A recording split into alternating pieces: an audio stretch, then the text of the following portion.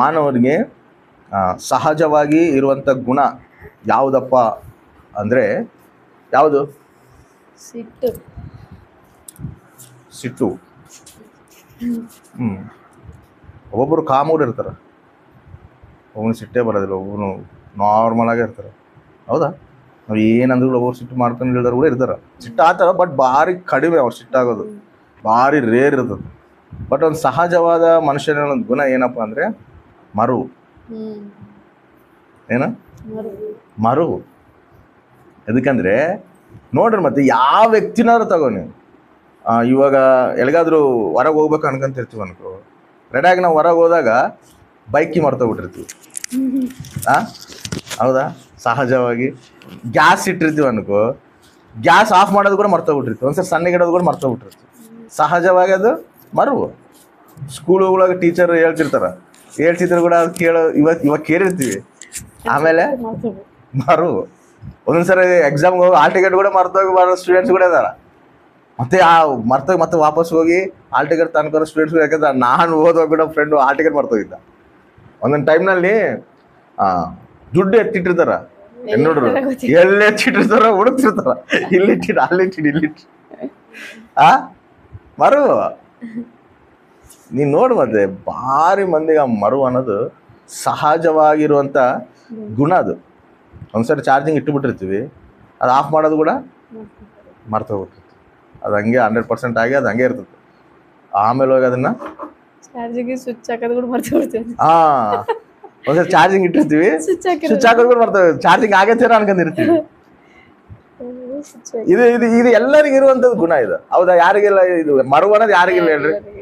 ಮಾನವನಿಗೆ ಪ್ರತಿಯೊಬ್ಬರಿಗೆ ಸಹಜವಾಗಿರುವಂಥ ಗುಣ. ಇದಕ್ಕೆ ಇನ್ನೊಂದ್ಸರಿ ಇದಕ್ಕೆ ಏನು ಮಾಡ್ತಾರೆ ಗೊತ್ತಾ? ಈ ಮೆಮೊರಿ ಇಂಪ್ರೂವ್ ಮಾಡಕ ಪರ್ಸನಾಲಿಟಿ ಡೆವಲಪ್ಮೆಂಟ್ ಕ್ಲಾಸಸ್ ಕೂಡ ತಗೊಂತಾರ. ನಾವು MBA ಹೋದಾಗ ಪರ್ಸನಾಲಿಟಿ ಡೆವಲಪ್ಮೆಂಟ್ ಕ್ಲಾಸಸ್ ತಗೊಂತಿದ್ವಿ. ಇದ್ರಾಗ ಮೆಮೊರಿ ಒಂದು ಪವರ್ ಇಂಪ್ರೂವ್ ಮಾಡ್ಕೊಳಕ್ ಕೂಡ ಒಂದು ಸಬ್ಜೆಕ್ಟ್ ಇರ್ತಿತ್ತು. ಎದಕ್ಕಂದ್ರೆ ಮನುಷ್ಯನಿಗೆ ಆ ಒಂದು ಮೆಮೊರಿ ಪವರು ಕಡಿಮೆ ಇರೋದು ಭಾರಿ ಸಹಜ. ಆ ಮೆಮೊರಿ ಪವರ್ನ ಇಂಪ್ರೂವ್ ಮಾಡಕ ಪರ್ಸನಾಲಿಟಿ ಡೆವಲಪ್ಮೆಂಟ್ ಕ್ಲಾಸಸ್ ಕೂಡ ತಗೊಂತಾರೆ. ಭಾರಿ ಮಂದಿ ಆ ಪರ್ಸನಾಲಿಟಿ ಡೆವಲಪ್ಮೆಂಟ್ ಕ್ಲಾಸಸ್ ಕೂಡ ಹೋಗ್ತಾರೆ. ಈ ರೀತಿ ಈ ಮರುವು ಸಹಜ. ಇವು ಈ ಮನುಷ್ಯನಿಗಿರುವಂಥ ಈ ಕೀ ಮರ್ತೋಗೋದಾಗಲಿ, ಅಮೌಂಟ್ ಎಲ್ಲಿಟ್ಟಿರ್ತೋ ಅದು ಮರ್ತೋಗೋದಾಗಲಿ, ಗ್ಯಾಸ್ನಲ್ಲಿರೋದು, ಇವೆಲ್ಲ ಸಹಜವಾಗಿ ಇರುವಂಥ ಮರುವು. ಆದರೆ ಇನ್ನೊಂದು ಮರುವು ಐತಿ, ಇದು ಡೇಂಜರ್. ಏನಂದರೆ ನಮ್ಗೆ ಯಾರಾದರೂ ಮೇಲ್ ಮಾಡಿರ್ತಾರಲ್ಲ, ಆ ಮೇಲನ್ನು ನಾವು ಮರಿಬಾರ್ದು. ಅದು ಡೇಂಜರ್. ಇವು ಸಹಜವಾದದ್ದು. ಇದು ನಾವು ಆ್ಯಕ್ಚುಲಿ ಹೇಳ್ಬೇಕಂದ್ರೆ ಈ ಒಂದು ಮರುವಿದ್ರೇ ನಾವು ಬಾಧೆ ಬೀಳ್ತೀವಿ. ರೇ, ನನಗೆ ಎಷ್ಟು ಮರುವು ಐತಲ್ಲ, ನಾನು ಇಲ್ಲಿಟ್ಟಿರೋ ಸಾಮಾನ್ಯ ಇವಾಗೇ ಮರ್ತೋಗ್ತೀನಿ, ಇವಾಗ ಇಲ್ಲಿಟ್ಟಿರೋದೇ ನನ್ನ ಸಹಜವಾಗಿ ಎಷ್ಟು ಜಲ್ದಿ ಮರ್ತೋಗ್ಬಿಡ್ತೀವಿ ನಾವು. ಒಂದೊಂದು ಟೈಮ್ನಲ್ಲಿ ನಾನೇ ಎಷ್ಟೋ ಸರಿ ಜೋಬ್ನಾಗೆ ಅಮೌಂಟ್ ಇರೋದು ನಾನು ಮರ್ತೋಗ್ಬಿಟ್ಟಿರ್ತೀನಿ. ನಾನು ಯಾವಾಗನೂ ಬಟ್ಟೆ ಹೋಗುವಾಗ ಸಿಗ್ತಾವೆ. ಹೌದಾ ಇಲ್ಲ? ಬಾಧೆ ಬೀಳ್ತೀವಿ. ಈ ಮರುವು ಏನಪ್ಪ ನನಗೆ ಹಿಂಗ ಅಂತೇಳಿ. ಯಾರಾದರೂ ನಮಗೆ ಮೇಲ್ ಮಾಡಿರ್ತಾರೆ ನೋಡು, ಆ ಮೇಲನ್ನು ನಾವು ಮರಿತೀವಿ ನೋಡು, ಅದು ನಾವು ಆ್ಯಕ್ಚುಲಿ ಬಾಧೆ ಬೀಳೋದು. ಬಟ್ ಅದಕ್ಕೆ ನಾವು ಹೆಚ್ಚಿಗೆ ನಾವು ಬಾಧೆ ಬೀಳೋದಿಲ್ಲ. ಅದು ನಾವು ಅಷ್ಟು ಸೀರಿಯಸ್ ಆಗಿ ತಗೊಳೋದಿಲ್ಲ. ಸ್ವಲ್ಪ ದಿನ ಇಟ್ಕೊಂಡಿರ್ತೀವಿ. ಆಮೇಲೆ ಬರ್ತಾ ಅದನ್ನು ಅಷ್ಟು ನಾವು ಅವ್ರು ಮಾಡಿರೋ ಮೇಲ್ ನಾವು ಗುರ್ತಿಟ್ಕೊಂಡಿಲ್ಲಲ್ಲ, ಅವ್ರನ್ನ ಮಾಡಿರೋ ಮೇಲ್ ನಾವು ಅಸಲು ಮನಸ್ಸಿನಾಗೆ ಇಟ್ಕೊಂಡಿಲ್ಲ ಅನ್ನೋದು ಆಲೋಚನೆ ಮಾಡ್ಕೊಂತ ಬಾಧೆ ಬೀಳೋರು ಎಷ್ಟು ಜನ ಅದಾರ? ಪಡ್ತೀವ? ಅದು ಈಸಿಯಾಗಿ ತಗೊಂತೀವಿ, ಸಹಜವಾಗಿ ತಗೊಂತೀವಿ. ಆದರೆ ಇವಕ್ಕೆ ಬಾಧೆ ಬೀಳ್ತೀವಿ. ಎದಕ್ಕೆ ಹೇಳು? ಈ ಸಣ್ಣ ಸಣ್ಣ ವಿಷಯಗಳು ನಾವೇನು ಮರ್ತೋತಿರ್ತೀವಿ ನೋಡು, ಇವಕ್ಕೆ ಜಾಸ್ತಿ ಬಾಧೆ ಬೀಳ್ತೀವಿ. ನಮಗೆ ಮಾಡಿರೋಂಥ ಮೇಲ್ಗಳನ್ನ ನಾವು ಗುರ್ತಿಟ್ಕೊಂಡಿಲ್ಲಲ್ಲ ಅನ್ನೋದನ್ನು ನಾವು ಜಾಸ್ತಿ ಸೀರಿಯಸ್ ಆಗಿ ತಗೊಳೋದಿಲ್ಲ. ಅದನ್ನು ನಾವು ಮರ್ತೋಗ್ಬಿಡ್ತೀವಿ. ಇದು ಡೇಂಜರ್. ಇದು ಇರಬಾರ್ದು ಮನುಷ್ಯನಿಗೆ. ಈ ರೀತಿಯಾಗಿ ಬೈಬಲ್ನ ಕೂಡ ಭಾರಿ ಮಂದಿ ಮರ್ತಾರೆ. ನಾವು ನೋಡೋದಾದರೆ ಯೋಸೆಫ್ ಜೀವಿತನ ತಗೋರಿ. ಯೋಸೆಫ್ ಜೀವಿತನ ತಗೊಂಡಾಗ ಯೋಸೆಫು ಜೈಲಾಗಿರ್ತಾನೆ. ಯೋಸೆಫು ಜೈಲಾಗಿದ್ದಾಗ ಫರೋ ರಾಜನ ಕೆಳಗೆ ಇಬ್ಬರು ಪಾನದಾಯಕರು ಇರ್ತಾರ. ಅವ್ರು ಏನು ಮಾಡ್ತಾರ, ಜೈಲಿಗೆ ಬರ್ತಾರೆ. ಅವರು ಆ ಒಂದು ಜೈಲ್ನಾಗ ಅವ್ರಿಗೆ ಕನಸು ಬೀಳ್ತೈತೆ. ಇಬ್ಬರಿಗೂ ಒಂದೊಂದು ಕನಸು ಬೀಳ್ತೈತೆ.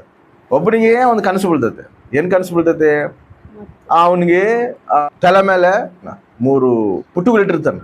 ಆ 3 ಪುಟ್ಟುಗಳು ಫುಲ್ಲು ಸಮೃದ್ಧಿಯಾಗಿ ಆಹಾರ ಇರ್ತೈತೆ. ಅದನ್ನು ಫರೋ ರಾಜು ಕೊಡ್ಬೇಕು ಅನ್ಕೊಂಡಿರ್ತಾನೆ. ಆದರೆ ಕಾಕಿ ಬಂದು ಅದನ್ನ ಏನು ಮಾಡ್ತೈತೆ, ಫುಲ್ ಅವಿರವೆಲ್ಲ ತಿಂದು ಬಿಡ್ತಾವೆ.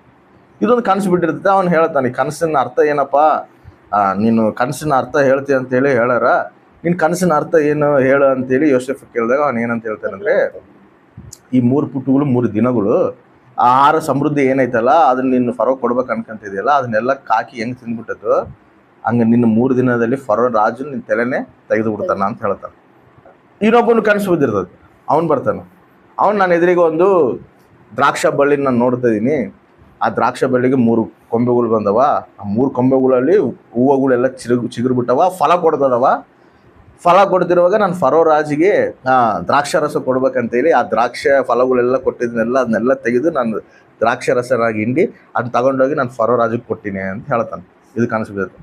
ನೀನು 3 ದಿನಗಳಲ್ಲಿ ನೀನು ಬಿಡುಗಡೆಯಾಗಿ ನೀನು ಏನು ಕೆಲಸ ನೀನು ಮಾಡ್ತಿದ್ದೋ ಅದೇ ಫರೋ ರಾಜಿಗೆ ಪಾನದಾಯಕನಾಗಿ ನೀನು ಇರ್ತೀಯ ಅಂತೇಳಿ ಹೇಳ್ತಾನೆ. ಆದರೆ ಯೋಸೆಫ್ ಒಂದು ಮಾತು ಹೇಳ್ತಾನೆ. ಏನಂತ ಹೇಳ್ತಾನೆ ಗೊತ್ತಾ, ನೀನು ಹೋದಾಗ ನೀನು ನನ್ನ ಮರಿಬೇಡ, ನನ್ನ ಬಗ್ಗೆ ನೀನು ಫರೋಗೆ ಹೇಳು ಅಂತ ಹೇಳಿರ್ತಾನೆ. ಸರಿ ಅಂತ ಹೇಳ್ತಾನೆ. ಅವನು ಬಿಡುಗಡೆ ಆಗಿ ಹೋದ ಕೂಡಲೇ ಇವ್ನು ಮರ್ತೋಗ್ಬಿಡ್ತಾನೆ. ನೋಡ್ರಿ ಅದನ್ನು ಆದಿಕಾಂಡವು 40ನೇ ಅಧ್ಯಾಯ 9ನೇ ವಚನದಿಂದ ಓದ್ರಿ.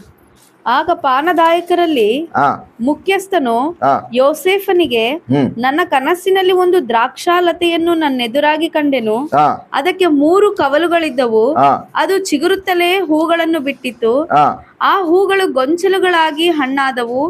ಫರೋಹನ ಪಾನಪಾತ್ರೆಯು ನನ್ನ ಕೈಯಲ್ಲಿದ್ದರಿಂದ ನಾನು ಆ ಗೊಂಚಲುಗಳನ್ನು ಕೊಯ್ದು ಪಾತ್ರೆಯಲ್ಲಿ ಹಿಂಡಿ ಪಾತ್ರೆಯನ್ನು ಫರೋಹನ ಕೈಗೆ ಒಪ್ಪಿಸಿದೆನು ಎಂದು ಹೇಳಿದನು. ಅದಕ್ಕೆ ಯೋಸೇಫನು, ಆ ಕನಸಿನ ಅರ್ಥವೇನೆಂದರೆ, ಆ 3 ಕೊಂಬೆಗಳೇ 3 ದಿನಗಳು. ಈ ಹೊತ್ತಿಗೆ 3 ದಿನಗಳೊಳಗೆ ಫರೋಹಾನು ನಿನ್ನನ್ನು ಮೇಲಕ್ಕೆ ಎತ್ತಿ ನಿನ್ನ ಉದ್ಯೋಗಕ್ಕೆ ತಿರುಗಿ ನೇಮಿಸುವನು. ನೀನು ಮುಂಚೆ ಫರೋಹನ ಪಾನದಾಯಕನಾಗಿದ್ದು ಅವನ ಕೈಗೆ ಪಾನಪಾತ್ರೆಯನ್ನು ಒಪ್ಪಿಸುತ್ತಿದ್ದಂತೆಯೇ ಮುಂದೆಯೂ ಒಪ್ಪಿಸುವೆ. ಆದರೆ ನೀನು ಸುಖದಿಂದಿರುವಾಗ ನನ್ನನ್ನು ಜ್ಞಾಪಕ ಮಾಡಿಕೊಂಡು ನನಗೆ ಉಪಕಾರ ಮಾಡಿ ಫರೋಹಾನ್ ಏನ್ ಮಾಡ್ಕಂತ ಹೇಳಣ, ನನ್ನ ಜ್ಞಾಪಕ ಮಾಡ್ಕ ಅಂತ ಹೇಳ. ಯಾರು ಹೇಳಾರ? ಯೋಸೆಫ್ ಹೇಳಣ. ಇವನಿಗೆ ನಿನ್ನೆ 3 ದಿನ ಆದ್ಮೇಲೆ ನಿನ್ನ ಬಿಡುಗಡೆ ಆಗ್ತಿ, ನಿನ್ಗೆ ಯಾವ ಕೆಲಸ ಇಟ್ಟಿದ್ದ ಫರೋ ಮತ್ತೆ ಅದೇ ಕೆಲಸದಲ್ಲಿ ನೀನು ನೇಮಿಸ್ತಾನ. ಅಲ್ಲಿ ಹೋದಾಗ ನೀನ್ ನನಗೆ ಜ್ಞಾಪಿಸ್ಕೋ ಅಂತೇಳಿ ಹೇಳ್ದದನ್ನ. ಜ್ಞಾಪಿಸ್ಕೊಂಡು ಏನ್ ಮಾಡ್ಬೇಕಂತ, ನನಗೆ ಉಪಕಾರ ಮಾಡಿ ಫರೋಹಾನಿಗೆ ನನ್ನ ಸಂಗತಿಯನ್ನು ತಿಳಿಸಿ ನನ್ನನ್ನು ಈ ಸೆರೆಯಿಂದ ಬಿಡಿಸಬೇಕು. ಏನಂತ ಹೇಳಣ, ನನ್ನನ್ನು ಈ ಸೆರೆಯಿಂದ ಬಿಡಿಸು. ನೀನು ಓದಿ ಖಚಿತವಾಗಿ ನೆರವೇರ್ತತೆ. 3 ದಿನ ಆದ್ಮೇಲೆ ನೀನು ನನಗೇನು ಉಪಕಾರ ಮಾಡ್ಬೇಕಂದ್ರೆ, ನಾನು ನಿನ್ನ ಮೇಲ್ ಮಾಡಿನಲ್ಲ, ನನಗೆ ತಿಳಿಸಿನಲ್ಲ, ನೀನೇನು ಮಾಡ್ಬೇಕಂದ್ರೆ ನನಗೆ ಅಲ್ಲಿ ಫರೋ ರಾಜ್ಯದಲ್ಲಿ ಹೋದಾಗ ಒಳ್ಳೇದು ಹೇಳಿ ನನ್ನ ಬಗ್ಗೆ ನೀನೇನು ಮಾಡು, ನನ್ನ ಇದ್ರಾಗಿದ್ದ ಬಿಡಿಸಂತೇಳಿ ಹೇಳ್ತ ಹೇಳಿದಾಗ ಇವನೇನ್ ಮಾಡ್ತಾನೆ. 23ನೇ ವಚನ ನೋಡ್ರಿ. ಆದಾಗ್ಯೂ ಮುಖ್ಯ ಪಾನದಾಯಕನು ಯೋಸೇಫನನ್ನು ನೆನಪು ಮಾಡದೆ ಮರೆತು ಬಿಟ್ಟನು. ಏನ್ ಮಾಡೋಣ, ಮರೆತು ಬಿಟ್ಟನು. ಬಿಡುಗಡೆ ಆಗಾನ, ಬಿಡುಗಡೆ ಆಗಿ ಹೋಗಿ ಅಲ್ಲಿ ಅದಾನ. ಯಾವಾಗ 3 ದಿನ ಬಿಡುಗಡೆ ಆಗಾನ, ಓದ್ ಕೂಡಲೇ ಮರ್ತೋಗ್ಬಿಟ್ಟನು. ಇವಾಗ ಇದು ನಡೆದಿರೋದು ಯೋಸೆಫ್ ಕಾಲದಲ್ಲಿ, ಇದು ನಡೆದಿರೋದು ಮರ್ತೋಗ. ಅದೇ ರೀತಿಯಲ್ಲಿ ನಾವು ನ್ಯಾಯಾಧಿಪತಿ ಕಾಲದಲ್ಲಿ ಕೂಡ ನಾವು ನೋಡೋದಾದ್ರೆ, ನ್ಯಾಯಾಧಿಪತಿ ಕಾಲದಲ್ಲಿ ಒಬ್ಬ ನ್ಯಾಯಾಧಿಪತಿ ಅದನ್ನ. ಯಾರಪ್ಪ ಅಂತ ಹೇಳಿದ್ರೆ ಗಿದ್ಯೋನ್. ನ್ಯಾಯಾಧಿಪತಿ ಕಾಲಗಳಾಗ ಒಂದು ಏನ್ ನಡೀತಿರ್ತದಂದ್ರೆ, ಇವರು ದೇವರಿಗೆ, ಇಸ್ರಾಯೇಲ್ ಜನಗಳು ದೇವ್ರಿಗೆ ವಿರುದ್ಧವಾಗಿ ನಡ್ಕಂತಿರ್ತಾರ. ದೇವ್ರಿಗೆ ವಿರುದ್ಧವಾಗಿ ನಡ್ಕಂತಿರುವಾಗ ದೇವ್ರೇನ್ ಮಾಡ್ತಾನೆ ಗೊತ್ತಾ, ಇವ್ರನ್ನೆಲ್ಲರನ್ನ ತಗೊಂಡೋಗಿ ಒಬ್ಬ ಶತ್ರು ಕೈಗೆ ಒಪ್ಪಿಸ್ತಿರ್ತಾನೆ. ಅಲ್ಲಿ ಹೋದಾಗ ಇವರು ಆ ಬಾನಿಸತ್ವದಲ್ಲಿರುವಾಗ ಇವ್ರು ಮತ್ತೆ ಪಶ್ಚಾತ್ತಾಪಪಟ್ಟು, ದೇವ ನಾವು ಮಾಡಿರೋ ತಪ್ಪು ನಮ್ಮನ್ನು ಕ್ಷಮಿಸು ಅಂತೇಳಿ ಮತ್ತೆ ಪಶ್ಚಾತ್ತಾಪಪಟ್ಟು ದೇವ್ರದಲ್ಲಿ ಮೊರೆ ಹೋಗ್ತಾರೆ. ಮತ್ತೆ ದೇವ್ರವ್ರನ್ನ ಕನಿಕರಿಸಿ ಮತ್ತೆ ಶತ್ರು ಕೈಲಿಂದ ಬಿಡಿಸ್ತಾರೆ. ಬಿಡಿಸಿದಾಗ ಮತ್ತೆ ಕೆಲವು ದಿನಗಳು ಚೆನ್ನಾಗಿದ್ದು ಮತ್ತೆ ಏನು ಮಾಡ್ತಿರ್ತಾರ, ಮತ್ತೆ ದೇವ್ರಿಗೆ ವಿರುದ್ಧವಾಗಿ ನಡೀತಿರ್ತಾರೆ. ಮತ್ತೆ ದೇವ್ರ ವಿರುದ್ಧವಾಗಿ ನಡೆದ ಮತ್ತೆ ದೇವರು ಇನ್ನೊಂದು ಶತ್ರು ಬಾನಿಸರಾಗಿ ಇವ್ರನ್ನ ಕಳಿಸ್ತಿರ್ತಾರೆ. ಹಿಂಗೆ ನಡೀತಿರ್ತದೆ. ಹಿಂಗೆ ನಡೀತಿರುವಾಗ ಇವರು ಮಿದ್ಯಾನು ದೇಶದಲ್ಲಿ ಮಿದ್ಯಾನು ಜನಾಂಗಗಳಿಗೆ ಇವರು ಬಾನಿಸರಾಗಿ ಇರ್ತಾರೆ. ಅವರು ದೇವ್ರ ಇವರಿಗೆ ಅಪ್ಪಗಿಸ್ಬಿಟ್ಟಿರ್ತಾನೆ, ಮಿದ್ಯಾನವ್ರಿಗೆ ಅಪ್ಪಗಿಸ್ಬಿಟ್ಟಿರ್ತಾನೆ. ಯಾರನ್ನ? ಇಸ್ರಾಯೇಲ್ ಜನಗಳನ್ನ. ಮಿದ್ಯಾನವ್ರು ಏನು ಮಾಡ್ತಾರೆ ಅಂದರೆ, ಮಿದ್ಯಾನರು ಅಮಾಲೇಕರು ಇಬ್ಬರು ಕಲಿತು ಹೆಂಗನ ಮಾಡಿ ಈ ಇಸ್ರಾಯೇಲ್ ಜನಾಂಗ ಇಲ್ಲದಾಗ ಮಾಡಿಬಿಡ್ಬೇಕು, ಇವ್ರು ನಾಶ ಮಾಡ್ಬಿಡ್ಬೇಕು ಅಂತೇಳಿ ಪನ್ನಾಗ ಕಟ್ತಾರೆ. ಪನ್ನಾಗ ಕಟ್ಟಿದಾಗ ಅವು ದೇವ್ರು ಏನು ಮಾಡ್ತಾನೆ ಗೊತ್ತಾ, ಗಿದ್ಯೋನನ್ನು ಕರಿತಾನೆ. ಗಿದ್ಯೋನ್ ಏನಂತಾನೆ, ನಾನು ಬಲಹೀನನಯ್ಯ, ನನ್ನ ಕೈಲಿ ಆಗೋದಿಲ್ಲ ಅಂತೇಳಿ. ಆದರೆ ದೇವ್ರು ಹೇಳ್ತಾನೆ, ನಾನು ನಿನ್ನ ಬಲ ತುಂಬಿಸ್ತೀನಿ, ಬಾ ನೀನಂತೇಳಿ. ಈ ಗಿದ್ಯೋನನ್ನು ಕರೆದಾಗ ಗಿದ್ಯೋನ್ ಏನು ಮಾಡ್ತಾನೆ, ಎಲ್ಲ ಇಸ್ರಾಯೇಲ್ ಪ್ರಜೆಗಳಿಗೆಲ್ಲರನ್ನ ಸಿದ್ಧಪಡಿಸಿ ನಾವು ಈ ಮಿದ್ಯಾನರ ಮೇಲೆ, ಈ ಅಮಾಲೇಕರ ಮೇಲೆ ನಾವು ಯುದ್ಧಕ್ಕೆ ಹೋಗ್ಬೇಕು, ಕಷ್ಟವಾಗಿ ಅವ್ರನ್ನ ನಾವು ಜಯಿಸ್ಬೇಕು ಅಂತೇಳಿ ಹೇಳಿದಾಗ ಎಲ್ಲರನ್ನ ಈ ಸೈನಿಕರನ್ನೆಲ್ಲ ಸಮಕೂಡಿಸ್ತಾರ ಅನ್ಮಾತ. ಸಮಕೂಡಿಸಿದಾಗ ಎಷ್ಟು ಜನ ಆಗ್ತಾರ? 32,000 ಜನ ಆಗ್ತಾರ ಸೈನಿಕರು. ಆದ್ರೆ ಈ ಅಮಲೇಕರದು ಈ ಮಿದ್ಯಾನರದು ಜನಸಂಖ್ಯೆ ಹೆಂಗಿರ್ತದಂದ್ರೆ, ಸೈನ್ಯ ಸಂಖ್ಯೆ ಹೆಂಗಿರ್ತದಪ್ಪ ಅಂತ ಹೇಳಿದ್ರೆ, ಅವರು ಕುದುರೆಗಳೇ ಅಸಂಖ್ಯವಾಗಿದ್ದೈತಂತ. ಅವ್ರ ಕುದುರೆಗಳೇ ರಥಗಳೇ ಅಸಂಖ್ಯವಾದೈತಂದ್ರೆ ಇನ್ನು ಅವರು ಸೈನಿಕರಿಂದ ಎಷ್ಟು ಜನ ಇರ್ತಾರ? ಅಷ್ಟು ದೊಡ್ಡ ಸೈನ್ಯದ ಮುಂದೆ ಇವ್ರು 32,000 ಜನ ಎಷ್ಟು ಜನ ಆಗ್ತಾರೆ ಹೇಳಿ? ಇದು ಯಾವ ಪಾಠರು ಇವ್ರು ಯಾರ ಮೇಲೆ ಯುದ್ಧಕ್ಕೆ ಹೋಗ್ಬೇಕು? ಆ ಮಿದ್ಯಾನರ ಮೇಲೆ ಯುದ್ಧಕ್ಕೆ ಹೋಗ್ಬೇಕು, ಅಮಲೇಕರ ಮೇಲೆ ಯುದ್ಧ ಮಾಡಬೇಕು. ಸರಿ ಅಂತೇಳಿ ಈ 32,000 ಜನ ಸಿದ್ಧಪಡಿಸ್ಕೊಂಡು ಹೋಗ್ತಾನೆ. ಹೋಗ್ದಾಗ ದೇವ್ರು ಏನು ಮಾಡ್ತಾನೆ ಗೊತ್ತಾ? ಸ್ವಲ್ಪ ಮುಂದೆ ಹೋದಾಗ, ಮಿದ್ಯಾನು ಸ್ವಲ್ಪ ತಡಿ, ಇವಾಗ ಏನು ಮಾಡ್ತೀವಿ ಗೊತ್ತಾ? ಇದರಲ್ಲಿ ಭಾರಿ ಮಂದಿ ಭಯ ಪಡ್ತಾರ, ಈ ಭಯ ಪಡೋರ್ನೆಲ್ಲ ತೆಗೆದುಬಿಡು, ಕೇಳು ಯಾರು ಭಯ ಪಡ್ತೀರೋ ಅವರೆಲ್ಲ ವಾಪಸ್ ಹೋಗ್ಬಿಡ್ರಿ ಅಂತ ಹೇಳಂತೆ. ಸರಿ ಪ್ರಭುವ ಅಂತೇಳಿ ಕೇಳ್ತಾನೆ. ಯಾರು ಭಯ ಪಡೋಂಗಿದ್ರೆಗಿನ, ಯಾರು ಭಯ ಪಡ್ತೀವಿ ಅವ್ರು ಹಿಂದೆ ಹೋಗ್ಬಿಡ್ರಿ ಅಂತ ಹೇಳ್ತಾರೆ. ಅಷ್ಟು ಜನ ಹೋಗ್ತಾರೆ ಗೊತ್ತಾ? 10,000 ಜನ ಹೋಗ್ತಾರೆ. ಎಷ್ಟು ಸಾವಿರ ಜನ? 10,000 ಜನ ಹಿಂದೆ ಹೋಗ್ತಾರೆ. ಇನ್ನು ಮಿಗಿಲಿದ್ದೆಷ್ಟು? 22,000 ಜನ.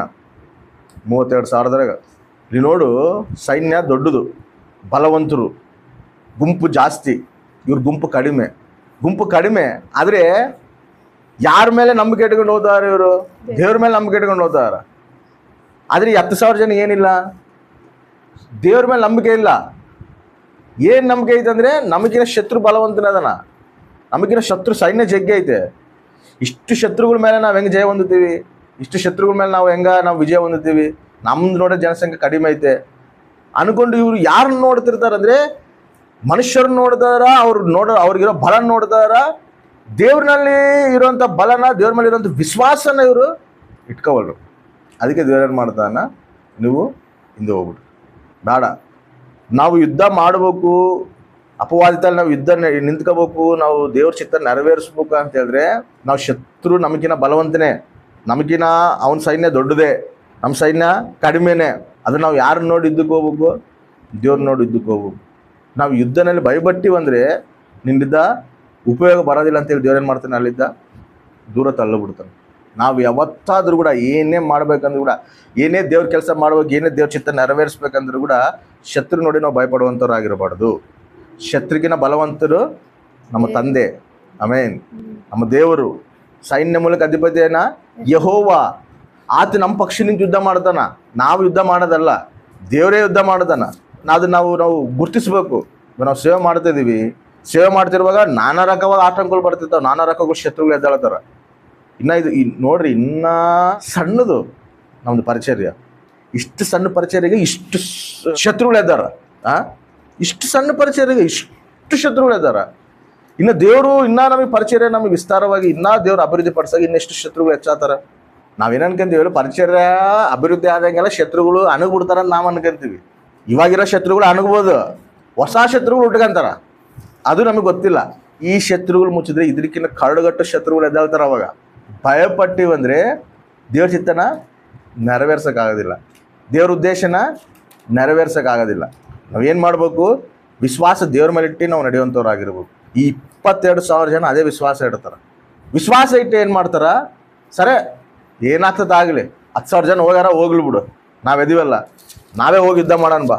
ಅವ್ರ ಸಂಖ್ಯೆ ಎಷ್ಟು ದೊಡ್ಡದನ್ನೇ ಇರಲಿ, ನಮ್ಮ ಪಕ್ಷ ದೇವ್ರ ಯುದ್ಧ ಮಾಡ್ತಾನೆ ಅಂತೇಳಿ ಇವ್ರು 22,000 ಜನ ಏನು ಮಾಡ್ತಾರೆ ಗೊತ್ತಾ? ರೆಡಿಯಾಗಿ ಹೋಗ್ತಾರ. ರೆಡಿಯಾಗಿ ಹೋದಾಗ ಸ್ವಲ್ಪ ಮುಂದೆ ಹೋಗ್ತಾರ. ಅಲ್ಲಿ ಒಂದು ನದಿ ಬರ್ತತೆ. ಆ ನದಿ ಹತ್ರ ನಿಂತ್ಕ ಅಂತ ಹೇಳ್ತಾನೆ ಗಿದ್ದವ್ರನ್ನ, ನಿಂತ್ಕ ಅಂತೇಳಿ. ಏನು ಪ್ರಭು, ಇವಾಗ ನಿಮಗೊಂದು ಪರೀಕ್ಷೆ ಇಡ್ತೀನಿ, ನಿಮಗೊಂದು ಟೆಸ್ಟ್. ಏನು ಪ್ರಭು ಆ ಟೆಸ್ಟ್ ಅಂದರೆ, ಎಲ್ಲ ಜನಗಳಿಗೆ ಈ ನದಿನಾಗ ಹೋಗಿ ನೀರು ಕುಡಿ ಅಂತೇಳು. ಹೋಗಿ ಹೇಳ್ತಾನೆ ಹಿಂಗೆ ನೀರು ಕುಡಿ ಅಂತೇಳಿ. ಒಬ್ಬೊಬ್ಬರು ಒಂದೊಂದು ಸ್ಟೈಲಾಗಿ ಕುಡಿತಾರೆ. ಒಬ್ರು ಏನು ಮಾಡ್ತಾರೆ ಅಂದರೆ, ಅವ್ರಿಗೆ ನೀರು ಕುಡಿಯೋಷ್ಟು ಕೂಡ ಪೇಷನ್ಸ್ ಇರೋದಿಲ್ಲ. ಅವರೆಲ್ಲರೂ ಒಂದು ಸೈಡ್ಗೆ ದೊಬ್ಬ ಅಂದ್ಬಿಡ್ತಾನೆ. ಇನ್ನು ಕೆಲವೊಬ್ರು ಏನು ಮಾಡ್ತಾರೆ, ನಾಯಿಗಳು ಹೆಂಗೆ ನಾಕ್ತಾವಲ್ಲ, ನೀರು ಕುಡಿತಾವಲ್ಲ, ಹಂಗೆ ನೀರು ಕುಡಿತಿರ್ತಾರೆ. ಹಂಗೆ ನೀರು ಕುಡಿತಿರೋರು ಕೂಡ ಏನು ಮಾಡ್ತಾನೆ ಗೊತ್ತಾ? ಅವ್ರು ಎಷ್ಟು ಜನ ಕುಡಿತಿರ್ತಾರೆ ಅವ್ರನ್ನ ಕೂಡ ಸೈಡಿಗೆ ಹಾಕ್ಬಿಡು ಅಂತ ಹೇಳ್ತಾರೆ. ಇನ್ನೂ ಕೆಲವೊಬ್ರು ಅವರು ಮೊಣಕಾಲೂರಿ ಆ ನೀರನ್ನ ಹಿಂಗೆ ತಗೊಂಡು ಹಿಂಗೆ ಕುಡಿತಾರೆ. ಹಿಂಗೆ ಕೈಲಿದ್ದ ನೀರು ತಗೊಂಡು ಕುಡಿಯೋರು 300 ಮಂದಿ, 300 ಮೆಂಬರ್ಸ್. ಇನ್ನು ಇವು ಮಿಗತವ್ರೆಲ್ಲರೂ ಕೂಡ 21,700 ಪೀಪಲ್ಸ್, 22,000ನಲ್ಲಿ ಮಿಗಿಲಿರೋದೆಷ್ಟು? 22,000 ಜನ. 22,000 ಜನದಲ್ಲಿ 21,700 ಮಂದಿ, ಕೆಲವು ಮಂದಿ ಸುಸ್ತಾಗದಂತೇಳಿ ಅಡ್ಡ ಬಿದ್ದು ಬಿಡ್ತಾರ, ಇನ್ನ ಕೆಲವು ಮಂದಿ ಈ ರೀತಿಯಾಗಿ ನೀರು ಕುಡಿತಾರ. ಅವ್ರಿಗೆ ಕೂಡ ಸುಸ್ತಾಗ್ಬಿಟ್ಟಿರುತ್ತೆ. ಇವರೆಲ್ಲರೂ ದೂರ ದಬ್ಬುತ್ತಾನೆ.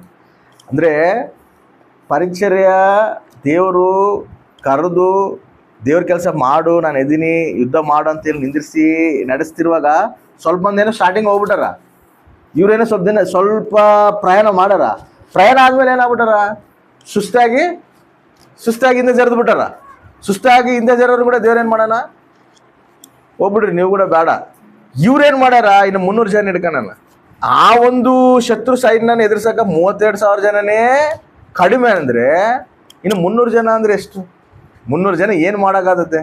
ಈ 300 ಜನನ ದೇವ್ರು ಸಿದ್ಧಪಡಿಸಿ, ಸರಿ ಬಿಡು 300 ಜನ ಸಾಕು ನನಗೆ, ಗಿದ್ಯೋನು ನೀನು ನಡಿ, ನಾನು ಯುದ್ಧ ಮಾಡಿಸ್ತೀನಿ, ನಾನು ಯುದ್ಧ ಮಾಡ್ತೀನಿ ನಿಮ್ಮ ಪಕ್ಷ ಅಂತೇಳಿ ಈ 300 ಜನ ಕೂಡ ಏನು ಮಾಡ್ತಾನೆ ಗೊತ್ತಾ, ಗಿದ್ಯೋನು 3 ಡಿವೈಡ್ ಮಾಡ್ತಾನೆ. ಈ ಕಡೆ 100 ಜನ, ಈ ಕಡೆ 100 ಜನ, ಈ ಕಡೆ 100 ಜನ ಕಳಿಸ್ತಾನೆ.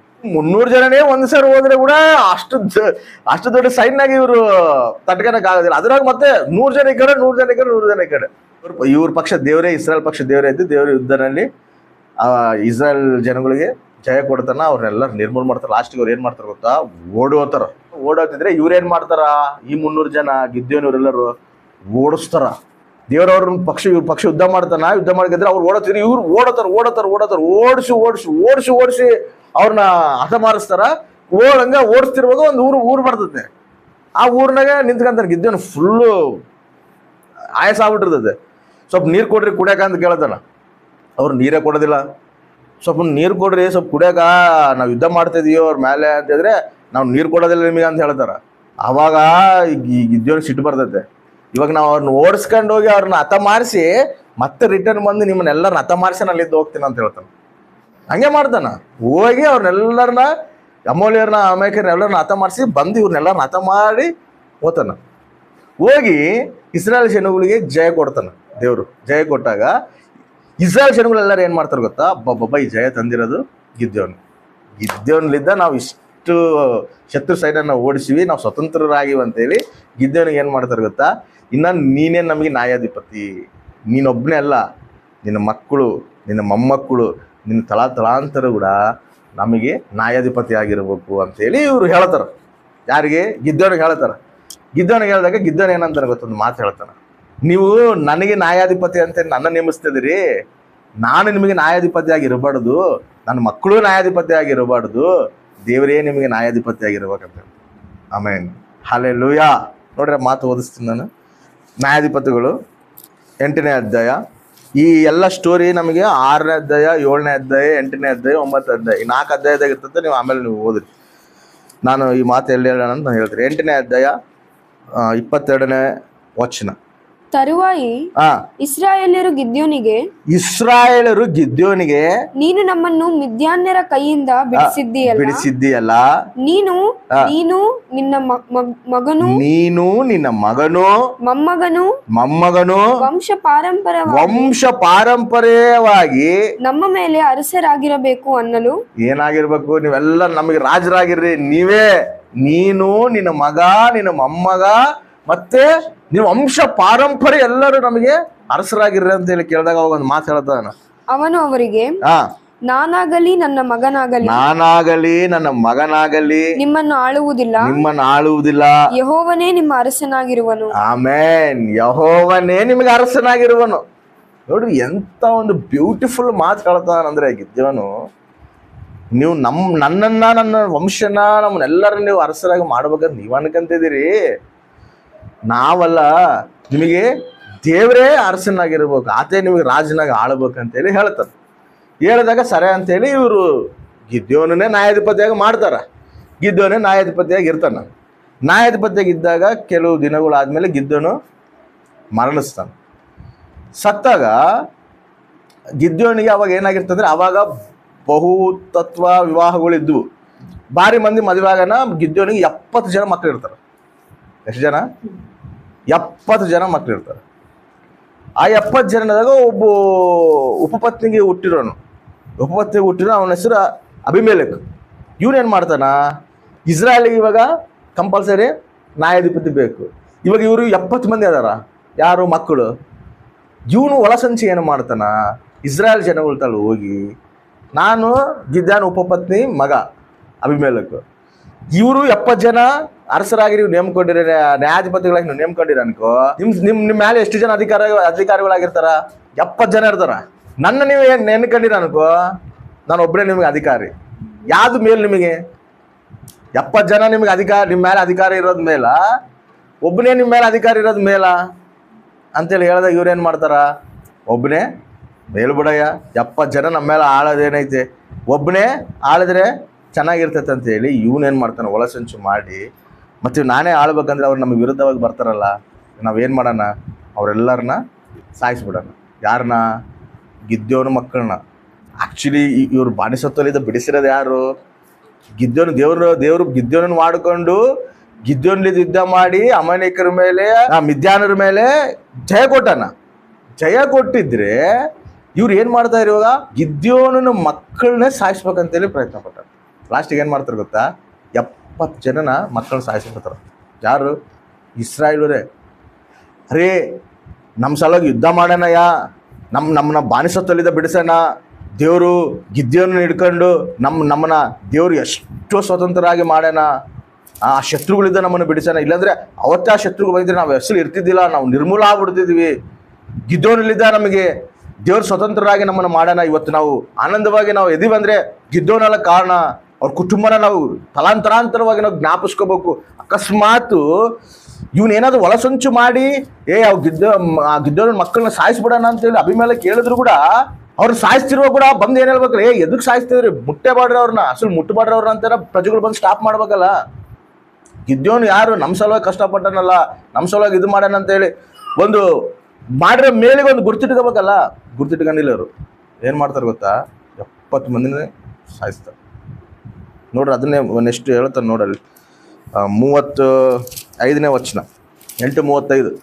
ಯೆರುಬ್ಬಾಳ್ ಎಂಬ ಗಿದ್ಯೋನನು ತಮಗೆ ಮಾಡಿದ ಉಪಕಾರಗಳನ್ನು ನೆನೆಸಲಿಲ್ಲ, ಅವನ ಮನೆಯವರಿಗೆ ದಯೆ ತೋರಿಸಲಿಲ್ಲ. ಅವನು ನೋಡ್ರಿ ಎಷ್ಟು ಕೃತಜ್ಞತೆ ಇಲ್ಲದವರು. ಮಾಡಿರೋ ಮೇಲೂ ಕೂಡ ಲಾಸ್ಟಿಗೆ ಮರೆತು ಅವ್ರಿಗೆ ಲಾಸ್ಟಿಗೆ ತಿರುಗಾಟ ಮಾಡಾರ. ಇದು ಭಾರಿ ಕೆಟ್ಟ ಸ್ವಭಾವ. ಇದು ನಾವು ನೋಡ್ತಿರ್ತೀವಿ. ಭಾರಿ ಮಂದಿಗೆ ನಾವು ನಮ್ಮನ್ನು ದ್ವೇಷಿಸಿದ್ರು ಕೂಡ ನಾವು ಪ್ರೀತಿ ಮಾಡ್ತಿದ್ದೀವಿ. ಹೌದಾ? ಪ್ರೀತಿ ಮಾಡಿದ್ರು ಕೂಡ ಆದ್ರೂ ಕೂಡ ನಮ್ಮ ಮೇಲೆ ಇನ್ನು ದ್ವೇಷನೇ ಕಟ್ಕೊಂತಾರೆ. ಈ ಮನಸ್ಸು ಏನೈತಲ್ಲ, ಇದು ಕೃತಜ್ಞತೆ ಇಲ್ಲದ ಮನಸ್ಸಿದೆ. ಇದು ಭಾರಿ ಡೇಂಜರ್. ಇದು ದೇವ್ರಿಗೆ ಇಷ್ಟ ಇಲ್ಲ. ಇದು ಒಂದು ಯೋಸೆಫ್ ಕಾಲದಲ್ಲಿ ನಡೆದಿರೋದು. ಯೋಸೆಫು ಮೇಲ್ ಮಾಡಿದ್ರು ಕೂಡ ಅವ್ನು ಪಾನದಾಯಕರು ಮರೆತು ಕೃತಜ್ಞತೆ ಇಲ್ದಂಗೆ ಮರೆತು ಬಿಟ್ಟಾನ. ಈ ಇಸ್ರಾಯೇಲ್ ಪ್ರಜೆಗಳು ಗಿದ್ಯೋನಿಗೆ ಮಾಡಿರೋ ಮೇಲನ್ನು ಮರೆತು ಲಾಸ್ಟಿಗೆ ಗಿದ್ಯೋನಿಗೆ ತಿರುಗಿ ಬಿದ್ದವ್ರ ಮಕ್ಕಳನ್ನು ಕೂಡ ನಾಶ ಮಾಡ್ತಾರೆ. ಅದೇ ರೀತಿಯಲ್ಲಿ ರಾಜರ ಕಾಲದಲ್ಲಿ ಕೂಡ ಒಬ್ಬ ವ್ಯಕ್ತಿ ಹಂಗೆ ಮಾಡ್ತಾನೆ. ಇವನು ಯಾರು ರಾಜನಪ್ಪ ಅಂತ ಹೇಳಿದ್ರೆ, ಇವಾಗ ಇಸ್ರಾಯೇಲ್ಗೆ ಫಸ್ಟ್ ರಾಜ ಯಾರು? ಸೌಲು, ಆಮೇಲೆ ದಾವೀದು, ಆಮೇಲೆ ಯಾರು? ಸೊಲೊಮೋನ್ ಆದಮೇಲೆ ಇಸ್ರಾಯೇಲು ದೇಶ ಎರಡವಾಗಿ ವಿಭಾಗ ಆಗ್ತದೆ. 10 ಗೋತ್ರಗಳು, 2 ಗೋತ್ರಗಳು, ಯೂದಾ ಗೋತ್ರ, ಬಿನ್ಯಾಮೀನ್ ಗೋತ್ರ ಒಂದು, ಇನ್ನು 10 ಗೋತ್ರಗಳೆಲ್ಲ ಇಸ್ರಾಯೇಲ್ ಗೋತ್ರಗಳು. ಇದು ಯೂದಾ ಗೋತ್ರ. ಯೂದಾ ಗೋತ್ರದಲ್ಲಿ ಒಬ್ಬ ರಾಜನಿರ್ತಾನೆ. ಈ ಆಹಾಜಿಯ ಏನು ಮಾಡ್ತಾನಪ್ಪ ಅಂತ ಹೇಳಿದ್ರೆ, ಭಯಂಕರವಾಗಿ ದೇವ್ರ ವಿರುದ್ಧವಾಗಿ ನಡೀತಿರ್ತಾನೆ. ಇಸ್ರಾಯೇಲ್ ಪ್ರಜೆಗಳು ಎಲ್ಲರನ್ನ ಅನ್ಯ ದೇಶಗಳು ವಿಗ್ರಹಾರಾಧನೆ ಮಾಡಂಗ ಮಾಡ್ತಾನ. ಇವೆಲ್ಲ ಈ ರೀತಿ ನಡೀತಿರ್ತಾರ. ಈ ರೀತಿ ನಡೆಯಕ್ಕೆ ಕಾರಣ ಏನಪ್ಪ ಅಂತ ಹೇಳಿದ್ರೆ, ಅವ್ರ ತಾಯಿ ಅತಲ್ಯ. ಈ ಅತಲ್ಯನಕ್ಕೆ ಏನು ಮಾಡ್ತಾರೆ ಗೊತ್ತಾ? ಅವ್ರ ಮಗಗ ಆ ರೀತಿ ಬೆಳೆಸ್ಬಿಟ್ಟಿರ್ತಾವೆ. ಬೆಳೆಸಿರೋದಕ್ಕೆ ಅವನು ಹಂಗೆ ವಿಗ್ರಹಾರಾಧನೆ ಮಾಡ್ಕಂತ ದೇವ್ರ ವಿರುದ್ಧವಾಗಿ ಪ್ರಜೆಗಳೆಲ್ಲ ನಡೆಸ್ತಿರುವಾಗ ಇವನೇನಾಗ್ತಾನೆ ಗೊತ್ತಾ? ಸತ್ತೋಗ್ಬಿಡ್ತಾನೆ. ಈ ಹಾಜಿಯನ್ನು ಸತ್ತೋದಾಗ ಈಗ ಏನು ಮಾಡ್ತಾಳೆ ಗೊತ್ತಾ? ಅತಲ್ಯ, ಇನ್ನು ನನ್ನ ಮಗ ಸತ್ತೋಗ್ಬಿಟ್ಟಾನ, ಈಗೀಗ ಇನ್ನೂ ಬೇರೆ ಸಂತಾನ ಇರೋದಿಲ್ಲ. ಇವಾಗ ಅವ್ನು ಸತ್ತೋಗನ ನೆಕ್ಸ್ಟ್ ರಾಜ ಇವ್ರ ವಂಶದಲ್ಲಿ ಯಾರನ್ನೊಬ್ರು ಎಕ್ಕಬೇಕಲ್ಲ. ಇವಾಗ ನನಗೆ ಸಂತಾನ ಇಲ್ಲ ಅಂದರೆ ಸಂಬಂಧಿಕರು ಯಾರನ್ನ ರಾಜರು ಕುಟುಂಬ ಇರ್ತಾವಲ್ಲ, ಅವರು ಯಾರೊಬ್ರು ರಾಜರಾಗಿ ಆಳ್ಬೇಕಲ್ಲ. ಅದಕ್ಕೆ ರಾಜರಾಗಿ ಆಳ್ತಾರಂತೇಳಿ ಈಗೇನು ಮಾಡ್ತಾರೆ ಗೊತ್ತಾ? ಯಾರು ರಾಜವಂಶದಲ್ಲಿ ಎದರು ಅವರೆಲ್ಲರನ್ನ ಸಾಯಿಸ್ರಿ ಅಂತ ಹೇಳ್ತಾಳೆ. ಎದಕ್ಕ? ನಾನೇ ಆಳ್ತೀನಿ, ನಾನೇ ಇರ್ತೀನಿ, ನಾವು ಬಿಟ್ಮೇಲೆ ನೀವು ಬೇರೆ ಯಾರು ಇರಬಾರ್ದು ಅಂತೇಳಿ ಹುಡುಕಿ ರಾಜವಂಶದಲ್ಲಿ ಯಾರು ಗಂಡು ಹಿಡಿರ್ತಾರೋ ಎಲ್ಲರನ್ನ ನಿರ್ಮೂಲ ಮಾಡ್ಕೊಂತ ಬರ್ತಾರೆ. ಅವಾಗ ಒಬ್ಬನು 6 ವರ್ಷದ ಹುಡುಗ ಇರ್ತಾನೆ, ಯೆಹೋಶಾವು ಹುಡುಗನ ಹೆಸರು. ಈ ಯೆಹೋಶಾವು 6 ವರ್ಷ ಇರ್ತೈತೆ. ಇನ್ನು ಈ ಯೆಹೋಶಾವನ್ನು ಕೂಡ ಸಾಯಿಸ್ತಾರಂತೇಳಿ ಯೆಹೋದ್ಯಾನ ಯಾಜಕನಿರ್ತಾನೆ. ಯೆಹೋದ್ಯನ ಯಾಜಕನ ಕೈಯಾಗ ಯೋಶನು ಬಿಡ್ತಾರ. ಯೋಶನು ಬಿಟ್ಟಾಗ ಇವಾಗ ಈ ಯೆಹೋದ್ಯ ಯಾಜಕನ ಕೈಯಾಗ ಈ ಹುಡುಗರು ಇಟ್ಟಾರ, ಈ ಹುಡುಗನ ಗುಪ್ತವಾಗಿ ಮಂದಿರದಲ್ಲಿ ಬೆಳೆಸ್ತದಾರ ಅಂತೇಳಿ ಈಕಿ ಗೊತ್ತಾಗತ್ತೆ ಅನ್ಕೋ. ಈಕಿ ಏನ್ ಮಾಡ್ತಾಳ, ಅವ್ರನ್ನ ಫ್ಯಾಮಿಲಿನ ನಿರ್ಮೂಲ ಮಾಡ್ತಾಳ. Full risk, full danger position, total ಎಲ್ಲರ ವಿರುದ್ಧವಾಗಿ ಅದಾರ. ಆಕಿ ಹೇಳ್ದಂಗೆ ನಡಕತ್ತಾರ, ಆಕಿ ಹೇಳ್ದಂಗೆ ರಾಜ್ಯ ನಡಕತ್ತೈತೆ. ಆಕಿ ವಿರುದ್ಧವಾಗಿ ಯಾರು ಮಾತಾಡಂಗಿಲ್ಲ, ಆಕಿ ವಿರುದ್ಧವಾಗಿ ಯಾರು ಆಲೋಚನೆ ಮಾಡಂಗಿಲ್ಲ, ಆಕಿ ವಿರುದ್ಧವಾಗಿ ಯಾರು ನಿಂತ್ಕೊಳಂಗಿಲ್ಲ. ಅಂತ ಒಂದು ಸಂದರ್ಭದಲ್ಲಿ ಪ್ರಾಣನ ರಿಸ್ಕ್ ಮಾಡಿ ಅವ್ರ ಫ್ಯಾಮಿಲಿ ಎಲ್ಲರೂ ಕಲ್ತು ಈ ಹುಡುಗನ ಬೆಳೆಸ್ತಾರೆ. ಎದಕ್ಕೆ ಬೆಳೆಸ್ತಾರಪ್ಪ ಅಂತ ಹೇಳಿದ್ರೆ, ಈ ಹುಡುಗನ ಬಚ್ಚಿಡ್ತಾರ. ಎದಕ್ಕೆ ಬಚ್ಚಿಡ್ತಾರಪ್ಪ ಅಂತ ಹೇಳಿದ್ರೆ, ಇಂಥ ರಾಜ್ಯ ಇರಬಾರ್ದು ನಮ್ಮ ದೇಶದಾಗ, ಒಳ್ಳೆ ರಾಜ್ಯನ ಇರ್ಬೇಕು, ಒಳ್ಳೆ ರಾಜನ ಹೇಳ್ಬಡಿ ಬರ್ಬೇಕು ಅಂತೇಳಿ ಈ ಹುಡುಗನ ಬಚ್ಚಿಡ್ತಾರ. ಮತ್ತೆ ಯಾಕಂದ್ರೆ ಈ ಹುಡುಗನ ಪಟ್ಟಾಭಿಷೇಕ ಮಾಡಿ ರಾಜನಾಗಿ ಇಡಕ. ಅಂತ ಸಂದರ್ಭದಲ್ಲಿ ಈ ಒಂದು ಯೆಹೋದ್ಯ ಏನ್ ಮಾಡ್ತಾನಂದ್ರೆ, ಚಲೋ ಮಂದಿ ಗುಂಪು ರೆಡಿ ಮಾಡ್ತಾನ ಈ ಅಥಲ್ಯಗೆ ವಿರುದ್ಧವಾಗಿ. ಎದಕ್ಕಂದ್ರೆ ಯುದ್ಧ ಮಾಡಕ್ಕಲ್ಲ, ಈ ಹುಡುಗನ ರಾಜನಾಗಿ ಪ್ರತಿಷ್ಠಿಸೋಣ ನಾವು, ಒಂದಿನ ಈ ಹುಡುಗ ರಾಜನಾಗಿ ಆಳಬೇಕು ಅಂತೇಳಿ ಇವ್ರನ್ನೆಲ್ಲರನ್ನ ಕರೆಸಿ, ಗುಪ್ತವಾಗಿ ಇವ್ರನ್ನೆಲ್ಲರನ್ನ ಕರೆಸಿ ಮಂದಿರದಲ್ಲಿ ಇವನಿಗೆ ಯಾರಿಗೆ ಈ ಯೆಹೋಶಗೂ ಏನ್ ಮಾಡ್ತಾರೆ ಗೊತ್ತಾ, ಪ್ರತಿಷ್ಠೆ ಮಾಡ್ತಾರೆ, ರಾಜರಾಗಿ ಪ್ರತಿಷ್ಠೆ ಮಾಡ್ತಾರೆ. ಯಾವಾಗ 6 ವರ್ಷ ಇರುವಾಗ ಪ್ರತಿಷ್ಠೆ ಮಾಡಿದಾಗ ಈ ಅಥಲ್ಯ ಏನ್ ಮಾಡ್ತಾಳ, ಸತ್ತಾಗ ಇವನ್ನ 7ನೇ ವರ್ಷಕ್ಕೆ ರಾಜರಾಗಿ ಮಾಡ್ತಾರೆ. ಎಷ್ಟನೇ ವರ್ಷಕ್ಕೆ? 7ನೇ ವರ್ಷಕ್ಕೆ ರಾಜನಾಥನ ಫ್ಯಾಮಿಲಿ ರಿಸ್ಕ್ ಮಾಡಿ ಕಾಪಾಡಿ ಇವನ್ನ ರಾಜನಾಗಿ ಮಾಡಿರ್ತಾರೆ. ಇವನು ಸ್ವಲ್ಪ ದಿನ ಬೆಳೆದು ರಾಜನಾಗಿ ದೊಡ್ಡನಾದ್ಮೇಲೆ ಈ ಯೆಹೋದ್ಯ ಏನ್ ಮಾಡ್ತಾನೆ, ಸತ್ತೋಗ್ಬಿಡ್ತಾನ. ಯಾಜಕನ ಸತ್ತೋದಾಗ ಇವನೇನ್ ಮಾಡ್ತಾರೆ ಅಂದ್ರೆ, ಯಾಜಕನ ಹೆಂಗೆ ನಡೆಸೋಣ ಹಂಗೆ ನಡೆದಿಲ್ದಂಗ ಇವನು ಕೂಡ ವಿಚಿತ್ರವಾಗಿ ದೇವ್ರಿಗೆ ವಿರುದ್ಧವಾಗಿ ನಡೆದು ಇಸ್ರಾಯೇಲ್ ಪ್ರಜೆಗಳಿಗೆಲ್ಲ ಅನ್ಯ ದೇಶಗಳ ಕಡೆ ಇವನು ತಿರ್ಸ್ತಾನ. ಯಾರು? ಈ ಯೆಹೋಶ. ಅವಾಗ ಈ ಯೆಹೋದ್ಯ ಯಾಜಕನು ಮಗ ಬರ್ತಾನ, ಅವನ್ ಜಕರ್ಯ ಬಂದು ಎಚ್ಚರಿಸ್ತಾನ. ದೇವ್ರು ಹೇಳ್ತಾನೆ, ನೀನು ಹೋಗಿ ಎಚ್ಚರಿಸೋನಿಗೆ ಅಂತ ಹೇಳಿದ್ರೆ, ಇವನು ಬಂದು ಏನ್ ಮಾಡ್ತಾನ, ಅವ್ನಿಗೆ ಹೇಳ್ತಾನೆ, ನೀನು ಮಾಡ್ತಿರೋದು ತಪ್ಪು, ನೀನು ಈ ರೀತಿ ಮಾಡಬಾರ್ದು, ನೀನು ರೀತಿ ಮಾಡಿ ಅಂದ್ರೆ ದೇವ್ರು ನಿನ್ನ ವಿರುದ್ಧವಾಗಿ ನಿಂದಿರ್ತಾನೆ ನೋಡು. ನೀನು ದೇವ್ರಿಗೆ ವಿರುದ್ಧವಾಗಿ ನಡೀತಿದ್ದಿ, ಖಚಿತವಾಗಿ ದೇವ್ರು ನಿನ್ನ ವಿರುದ್ಧವಾಗಿ ನಿಂದಿರ್ತಾನೆ ನೋಡು, ಜಾಗೃತವಾಗಿರು, ನೀನು ಈ ರೀತಿ ಮಾಡಬೇಡ, ನೀನು ಭ್ರಷ್ಟತೆ ಕಡೆ ಜನಗಳು ನಡೆಸಬೇಡ, ನೀನು ದೇವ್ರ ವಿರುದ್ಧವಾಗಿ ನಡಿಬೇಡ್ರಿ ನೀವು ಅಂತೇಳಿ ಎಚ್ಚರಿಸ್ತಾನ. ಎಚ್ಚರಿಸಿದ್ರೆ ಇವನೇನು ಮಾಡ್ತಾನೆ ಗೊತ್ತಾ, ನೀನು ನನಗೆ ಬಂದು ಎಚ್ಚರಿಸ್ತೀಯ, ನನಗೆ ಇದು ಮಾಡ್ತೀಯ ಅಂತೇಳಿ ಈ ಯಾಜಕನ ಮಗನ ಜಕರ್ಯನ ಈ ಪ್ರಜೆಗಳೆಲ್ಲರ ರೆಚ್ಚಿಗೆದ್ದಳಿಸಿ ಅವನು ಕಲ್ಲುಗಳು ಹೊಡೆದು ಸಾಯಿಸಂಗೆ ಮಾಡ್ತಾನೆ. ಯಾರು? ಇವನು ರಾಜನು, ಯೆಹೋಶ ರಾಜನು. ಇವನು ಕಾಪಾಡಿರೋದು ಯಾರು? ಇವ್ರ ತಂದೆ ಯೆಹೋದ್ಯ ಯಾಜಕನು. ಪ್ರಾಣ ರಿಸ್ಕ್ ಮಾಡಿ, ಇವ್ರ ಕುಟುಂಬ ಎಲ್ಲ ರಿಸ್ಕ್ ಮಾಡಿ ಕಾಪಾಡಿ ಇವನ್ನ ಬಚ್ಚಿಟ್ಟು ಇವನು ತಗೊಂಡೋಗಿ 7ನೇ ವರ್ಷಕ್ಕೆ ರಾಜನಾಗಿ ಮಾಡಿ, ಆ ಯೋಚನೆ ಯಾರು ರಾಜನೇ ಇಲ್ಲ, ಇವನ್ನ ರಾಜನ ಮಾಡ್ತಾರ. ರಾಜನ ಮಾಡಿ ಇವನು ಎಷ್ಟು 40 ವರ್ಷ ಇವನು ರಾಜ ಆಳ್ತಾನೆ. ಇವನು ಕಾರಣ ಯಾರು? ಇವರೇ ಅಲ್ಲ, ಇವ್ರ ಕುಟುಂಬ ಅಲ್ಲ, ಇವ್ರಪ್ಪ ಅಲ್ಲ. ಇವ್ರಪ್ಪ ಅಂದ್ರೆ ಇವ್ರಪ್ಪ, ಇವ್ರ ಮಗ, ಇವ್ರ ಹೆಂಡತಿ, ಇವರೆಲ್ಲರೂ ಕಳತೆ ಮಾಡಿದ್ರೆ ಅಷ್ಟು ಕೂಡ ಸ್ವಲ್ಪ ಕೂಡ ಕೃತಜ್ಞತೆ ಇಲ್ದಂಗ ಅವ್ರ ಮಗನೇ ಸಾಯಿಸ್ಬಿಡ್ತಾನೆ. ಯಾರು ಸಾಯಿಸ್ತಾರ? ಇವನೇ. ನೋಡ್ರಿ, ಅದು ಕೂಡ ನಾನು ಓದಿಸ್ತೀನಿ. 2ನೇ ಪೂರ್ವಕಾಲ ವೃತ್ತಾಂತ ಗ್ರಂಥವು 24ನೇ ಅಧ್ಯಾಯ. ಇದು ಕೂಡ ನಿಮಗೆ 22, 23, 24ನೇ ಅಧ್ಯಾಯದಲ್ಲಿ ನಿಮಗೆ ಕಾಣ್ತೈತಿ ಸ್ಟೋರಿ ಎಲ್ಲ. 2ನೇ ಪೂರ್ವಕಾಲ ವೃತ್ತಾಂತ ಗ್ರಂಥವು 24ನೇ ಅಧ್ಯಾಯ 15ನೇ ವಚನದಿಂದ ಓದ್ರಿ. ನೀವು ಈ ದೇವರು ಬಿಟ್ಟಿಲ್ಲ, ಅದಕ್ಕೆ ಆತನು ನಿಮ್ಮನ್ನು ಬಿಟ್ಟನಂತ ಈ ಮಾತು ಹೇಳ್ತಾನ. ಆಗ ಅವರು ಅವನಿಗೆ ವಿರೋಧವಾಗಿ ಒಳಸಂಚು ಮಾಡಿ ಯೆಹೋವನ ಆಲಯದ ಪ್ರಾಕಾರದಲ್ಲಿ ಅವನನ್ನು ಕಲ್ಲೆಸೆದು ಕೊಂದರು. ಇದು ಅರಸನಾದ ಯೆಹೋವಾಷನ ಅಪ್ಪಣೆಯಿಂದಲೇ ಆಯಿತು. ಯಾರ ಅಪ್ಪನಿಂದ ಆಗೈತೆ? ಅವನ ಅಪ್ಪನಲ್ಲಿದ್ದೇನೆ ಆಗೈತೆ. ಇವನು ಬೆಳೆಸಿರೋದು ಯಾರು? ಇವ್ರಪ್ಪರಮ್ಮನೆ. ಇವನು ರಾಜನ್ ಮಾಡಿರೋದು ಯಾರು? ಇವ್ರಪ್ಪರಮ್ಮನೆ. ಇವರೆಲ್ಲ ಇಷ್ಟೆಲ್ಲ ಮೇಲ್ ಮಾಡಿದ್ರೆ ಲಾಸ್ಟ್ ಇವನೇನ್ ಮಾಡ್ಯಾನ? ಅವ್ರ ಮಗನೇ ಸಾಯ್ಸಾನ. ಇದೆಷ್ಟು ಕೃತಜ್ಞತೆ ಇಲ್ಲದ ಹೇಳಿದು. ಎದಕ್ಕಂದ್ರೆ ಇದು ಎದಕ್ಕೆ ನಾನು ಹೇಳ್ತದೇನಪ್ಪ ಅಂತ ಹೇಳಿದ್ರೆ, ದೇವರು ನಮಗೆ ಪ್ರಶ್ನೆ ಮಾಡ್ತಾನ. ಖಚಿತವಾಗಿ ನಮಗೆ ದೇವ್ರು ಪ್ರಶ್ನೆ ಮಾಡ್ತಾನೆ. ಈ 3 ಅಂಶಗಳು ನಾನು ಎದಕ್ಕೆ ಹೇಳ್ತಾ ಇದೀನಪ್ಪ ಅಂತ ಹೇಳಿದ್ರೆ, ದೇವ್ರು ನಮ್ಮನ್ನು ಪ್ರಶ್ನೆ ಮಾಡ್ತಾನ. ಏನಂತ? ಅವಾಗ ಪ್ರಶ್ನೆ ಮಾಡ್ತಾನ. ಅವಾಗ ನೀನು ಎದಕ್ಕ ನಾನು ಹೇಳಿದ ಕೆಲಸ ಮಾಡಿದಿಲ್ದಂಗ ನಾನು ವಿರುದ್ಧವಾಗಿ ನೀನು ಆ ಕೆಲಸ ಮಾಡಿ ಅಣ್ಣನ ತಿಂದಿ ಅಂತೇಳಿ ಕೇಳ್ತಾನೆ. ಪ್ರಶ್ನೆ ಮಾಡ್ತಾನೆ ಇಲ್ಲ? ಮಾಡ್ತಾನೆ ಇಲ್ಲ. ಅಂದರೆ ತಪ್ಪು ಮಾಡಿದೆ ಕಷ್ಟವಾಗಿ ಪ್ರಶ್ನೆ ಮಾಡೇ ಮಾಡ್ತಾನೆ. ಅವ್ರ ಮಗ ಕೂಡ ಅದೇ ಮಾಡ್ತಾನೆ, ಕೈಯನ್ನು ಕೂಡ ಅದೇ ಮಾಡ್ತಾನೆ. ಕೈನು ಏಬೇಲನ್ನ ಸಾಯಿಸುವಾಗ ಅಲ್ಲಿ ಕೂಡ ಪ್ರಶ್ನೆ ಮಾಡ್ತಾನೆ, ಏನು ಮಾಡಿ ನಿನ್ನ ತಮ್ಮನ ಅಂತೇಳಿ. ಹೌದಾ? ಪ್ರಶ್ನೆ ಮಾಡ್ತಾನಲ್ಲ, ಮಾಡೇ ಮಾಡ್ತಾನೆ. ಪೌಲು ಕೂಡ ಪ್ರಶ್ನೆ ಮಾಡ್ತಾನೆ,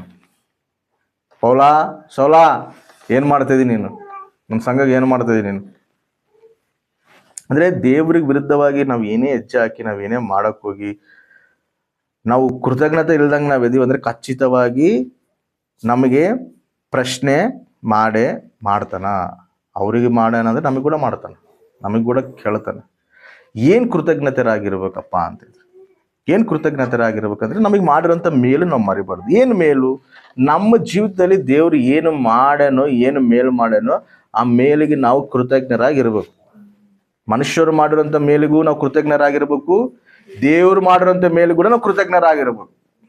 ಹೆಂಗೆ ಕೃತಜ್ಞರಾಗಿರ್ಬೇಕು? ದೇವ್ರು ಏನಂತ ಆಸೆ ಪಟ್ಟ ನೋಡು, ದೇವ್ರು ನಮ್ಮ ಸಲುವಾಗಿ ತನ್ನ ಪ್ರಾಣನೇ ಕೊಟ್ಟನ.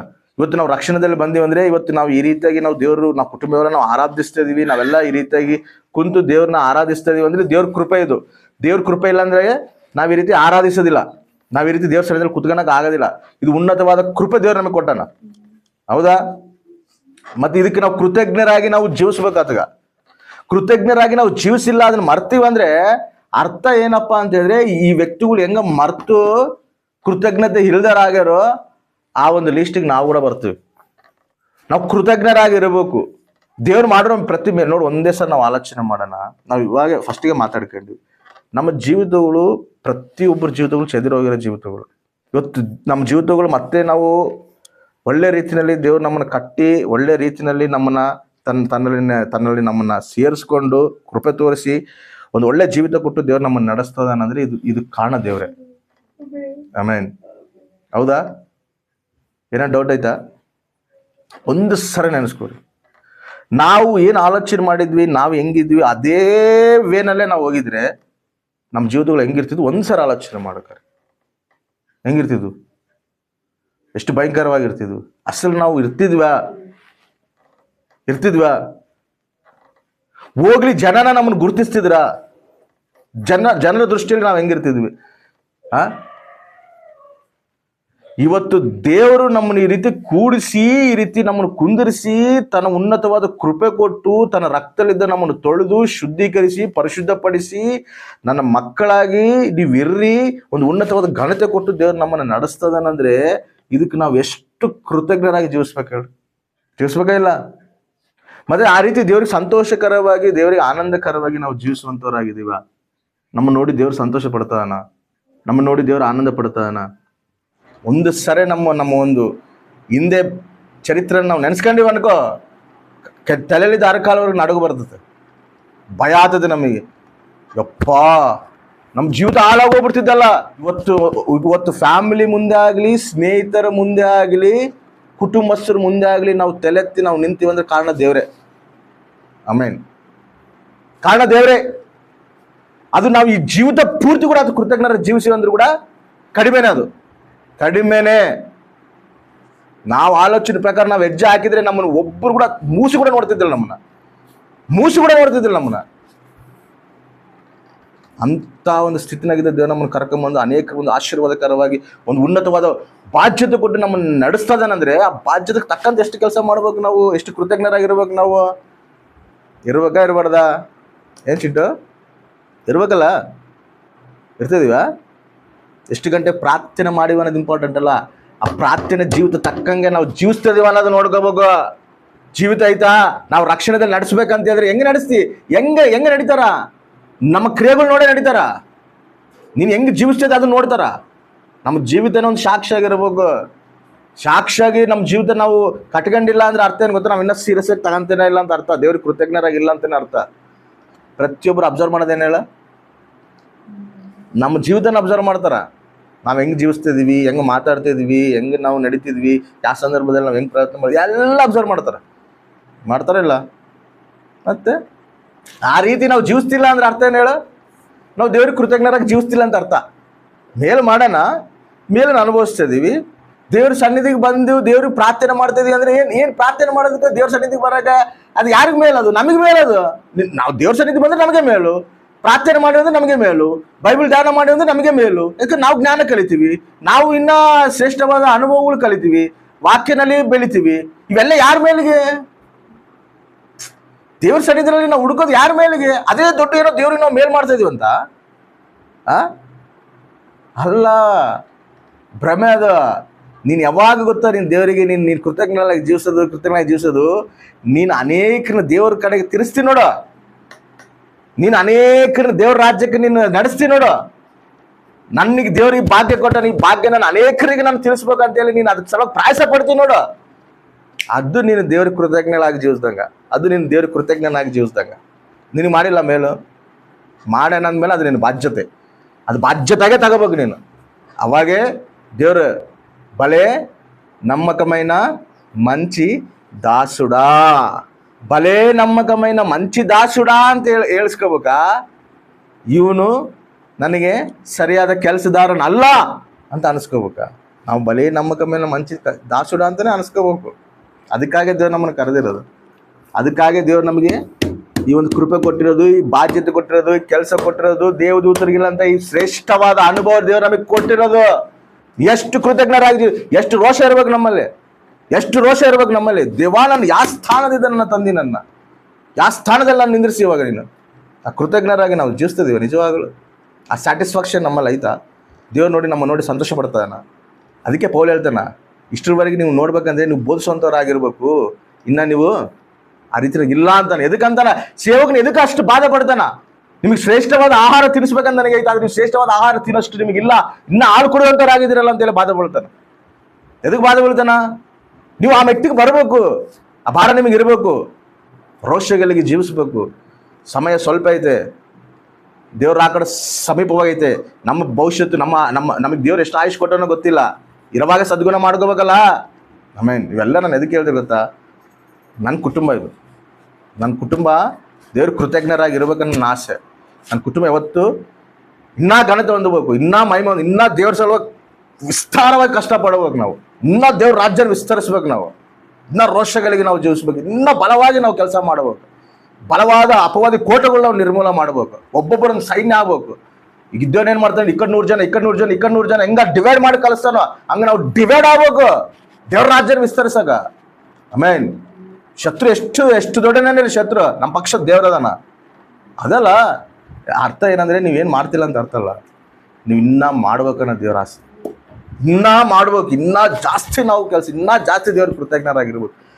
ಇನ್ನೂ ಮಾಡೋಣ ನಮ್ಮ ಕೈಲಿ, ನಮ್ಮ ಶಕ್ತಿಗೆ ಮೀರಿ ನಾವು ಹಿಂಗೆ ಕರಗಲಿ, ಅನೇಕರು ಬೆಳಗನ, ದೇವ್ರ ರಾಜ್ಯನ ವಿಸ್ತರಿಸೋಣ, ಯಾವಾಗೋ ಮುಗ್ದವರ ಜೀವಿತ ನಿಂದ್ರಿಸೋಣ, ಬೆಳಕು ಮಾಡೋಣ. ನಾನು ಲೋಕಕ್ಕೆ ಬೆಳಗ, ನೀವು ಕೂಡ ಬೆಳಕಾಗಿರಿ ಅಂತ ಹೇಳೋಣ. ಮತ್ತೆ ಬೆಳಗಬೇಕಲ್ಲ, ಆರೋಗ್ಬಾರ್ದಲ್ಲ. ಅದಕ್ಕೆ ಆರೋಗ್ಯ ಅಂತ ಸ್ಥಿತಿನಾಗ ಇರಬಾರ್ದು. ಅವಾಗ ಪರಿಶುದ್ಧಾತ್ಮ ದೇವ್ರು ಮತ್ತೆ ನಮ್ಮನ್ನ ಮಂಡಿಸ್ತಿರ್ತಾನೆ. ನಾವು ಮತ್ತೆ ಬಲ ಹೊಂದ್ಕೋಬೇಕು, ಮತ್ತೆ ನಾವು ಸಿದ್ಧರಾಗಬೇಕು. ರೋಷಗಳಿಗೆ ಇನ್ನೂ ಬಲವಾದ ಕೆಲಸ ನಾವು ಮಾಡಬೇಕು.